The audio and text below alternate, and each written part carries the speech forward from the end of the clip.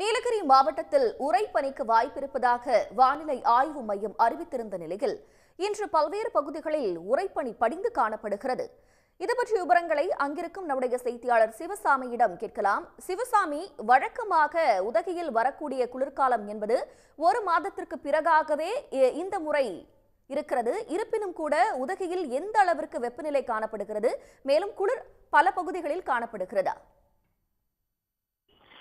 மலை மாவட்டமான நீலகிரி மாவட்டத்தை பொறுத்தவரையில் ஒவ்வொரு ஆண்டும் நவம்பர், டிசம்பர், ஜனவரி ஆகிய 3 மாதங்கள் குளிர்காலமாகும். இந்த 3 மாதங்களும் பகல் நேரங்களில் அதிகமான வெப்பமும், இரவு நேரங்களில் கடுமையான குளிரும் இருக்கும்.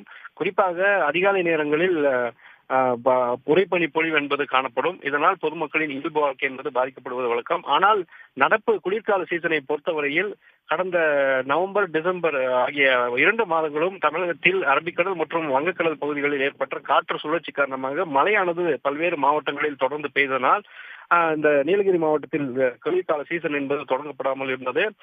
இந்த நிலையில்தான் கடந்த டிசம்பர் மாதம் 24 மற்றும் 25 ஆகிய 2 நாட்களில் மட்டும் 2 நாட்கள் மட்டுமே குளிர்காலமானது காணப்பட்டது. அப்போதுதான் 0 டிகிரி செல்சியஸும் நீலகிரி மாவட்டத்தில் பதிவானது. உதகையில் அந்த 0 டிகிரி செல்சியஸ் பதிவானதால் அன்றைய தினம் உதகையின் பல்வேறு பகுதிகளில் இந்த உறைபனியானது படிந்து காணப்பட்டது. அதனைத் தொடர்ந்து மீண்டும் மழையானது தொடங்கியதனால் அந்த குளிர்காலம் என்பது இல்லாமையே இருந்த நிலையில் கடந்த 2 நாட்களாக வானிலை ஆய்வு மையம் நீலகிரி மாவட்டத்தில் ஓரிரு இடங்களில் வறண்ட வானிலை நிலவுவது மட்டுமின்றி உறைபனி தாக்கம் இருக்கும் என்று அறிவித்திருந்தது. அதன்படிதான் நேற்று காலை முதல் மாலை வரை அதிகமான வெயிலின் தாக்கம் இருந்த நிலையில் நேற்று இரவும் அதிகமான குளிரின் தாக்கம் இருந்தது. இன்று அதிகாலை பார்க்கும்போது குறைந்தபட்ச வெப்பநிலையாக உதகையில் இருக்கக்கூடிய பல்வேறு பகுதிகளில் 0 டிகிரி பதிவாகி இருக்கிறது. அதன் காரணமாக உறைபனி என்பது நீலகிரி மாவட்டத்தில் இருக்கக்கூடிய உதகை நகரம் மற்றும் அதன் சுற்றி இருக்கக்கூடிய பல்வேறு பகுதிகளில் படிந்து வெள்ளை கம்பளம் போர்த்தியது போல காட்சியளிக்கிறது.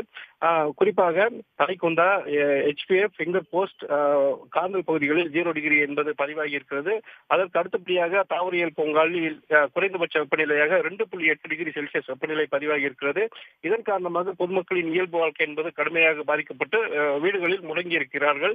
இனிவரும் காலங்களில் உறைபனியின் தாக்கம் அதிகமாக இருக்கும் என்பதனால் இந்த 0 டிகிரி செல்சியஸ் என்பது உதகை தாவரியல் பூங்கா உள்ளிட்ட பகுதிகளில் வருவதற்கான வாய்ப்பு இருக்கிறது. இன்றைய நிலையை பொறுத்தவரையில் அந்த சுமார் 2 மாத காலங்களுக்கு பின்னர் தான் பனிக்காலம் என்பது தொடங்கி இருப்பதனால் உதகை நகரத்தை அதிகாலை நேரத்தில் பார்க்கும்போது ஒரு காஷ்மீரை போலவே காட்சியளித்தது. உடனுக்குடன் செய்திகளை தெரிந்து கொள்ள சன் நியூஸ் பெல் ஐகானை கிளிக் பண்ணுங்க.